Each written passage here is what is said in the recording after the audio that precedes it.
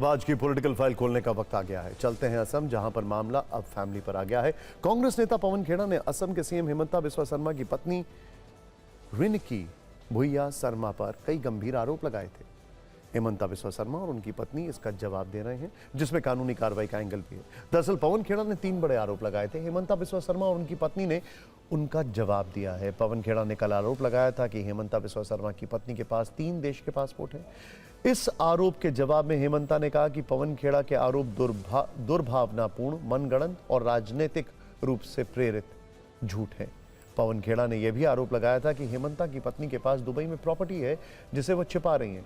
हिमंता ने कहा कि कांग्रेस पाकिस्तानी सोशल मीडिया से जानकारी लेकर ऐसी झूठे बातें कर रही है। पवन खेड़ा ने यह भी कहा था कि अमेरिका में हिमंता की पत्नी की कंपनी है और बड़ा बिजनेस भी है। हिमंता ने कहा कि आरोपों में कोई सच्चाई नहीं है, इस मामले में मानहानि का केस करेंगे। इन जवाबों के अलावा हिमंता बिस्वा शर्मा ने यह भी कहा कि यह डिजिटल हेरफेर की एक कमजोर और खराब कोशिश, इनका आखिरी समय जेल में बीतेगा।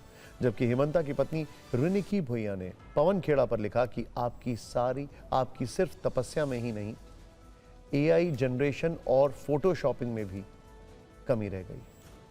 कुल मिलाकर दोनों तरफ से हमले हो रहे हैं और एक दूसरे के ऊपर आरोप लगाए जा रहे हैं।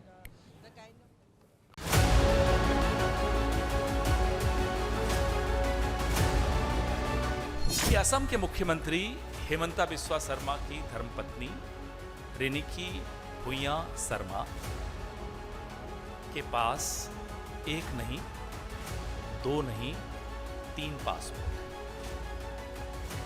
तीनों पासपोर्ट लिविंग पासपोर्ट्स हैं, एक्सपायर नहीं हुए। कि भारत के कानून के हिसाब से आप ड्यूअल सिटीजनशिप यानी कि दोहरी नागरिकता नहीं रख सकते।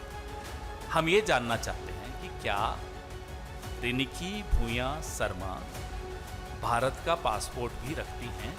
अल्टीमेटली पवन खेड़ा का ऊपर एक फ्रॉड डॉक्यूमेंट्स बनाना, क्रिमिनल कॉन्स्पिरेसी करना, पवन खेड़ा का साथ जो बैठा था सबका ऊपर मेरा लगता है कि मैं कॉन्फिडेंट हूँ अभी पवन खेड़ा उनका जीवन का अंतिम क्षण असम का जेल में ही कटेगा।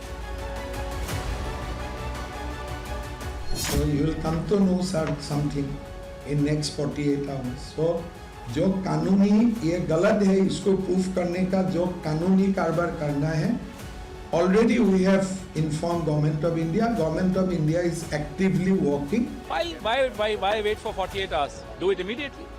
We will give much more evidence every day. A lot is coming. Yes, why has he concealed the Dubai properties owned by his wife from his election affidavit? प्रश्न साफ ये है कि क्या आपके परिवार के नाम पे दुबई में गोल्ड कार्ड है कि नहीं? क्या आपके परिवार के नाम पर दुबई में प्रॉपर्टी है कि नहीं? तीसरा, क्या आपने ये चीज़ अपने इलेक्शन एफिडेविट में डिक्लेयर किया है कि नहीं? साफ उनको डिस्क्वालीफाई होना चाहिए, ईडी का केस होना चाहिए। पत्नियों के अलावा असम चुनाव में जिस एक शब्द की चर्चा है वो है बांग्लादेशी मियां। असुद्दीन ओवैसी मियां मुसलमान की बड़ी चर्चा करते हैं। जिस तेजी से असम चुनाव का माहौल पत्नी और मियां पर शिफ्ट हो रहा है, ऐसा लग रहा है जैसे पूरा चुनाव मियां से शुरू होकर अब बीवी के मामले में उलझ गया।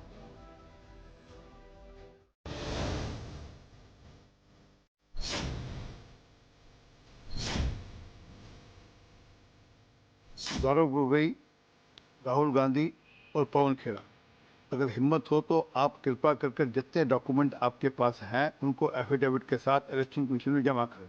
प्रेस कॉन्फ्रेंस मत करिए, क्योंकि आपके जितने डॉक्यूमेंट हैं सबके सब फर्जी हैं। अगर ये बातें कही गई हैं तो जांच में दूध का दूध पानी का पानी हो जाएगा।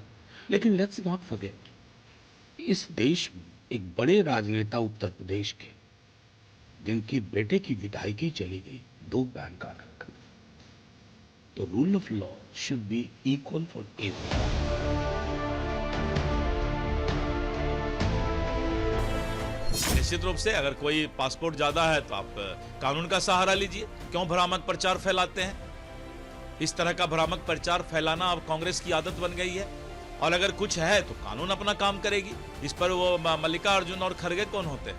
इसीलिए इलेक्शन के ठीक समय में इस तरह का भ्रामक प्रचार या कुछ से कुछ बोल करके जो है जनता को बरगलाने का प्रयास हो रहा है। असम की जनता इस बात को समझ रही है। हिमंत बिस्वा शर्मा जी का जो पूरा एजेंडा, ये वैसे बीजेपी की प्लेबुक है ये, कि जहां भी तकलीफ है पाकिस्तान पे दोष मर देना। तो ये पाकिस्तान का हवाला देते हुए अपनी जिम्मेदारी से भाग जाना, ये कहां तक सही है? मैं कहती हूँ कि अगर पाकिस्तान का इसमें हाथ है तो आप सत्यों के साथ दिखा दीजिए और कार्रवाई कराइए। और अगर पाकिस्तान के कोई लिंक्स दिख रहे हैं आपको तो कार्रवाई होनी चाहिए, सब पे होनी चाहिए।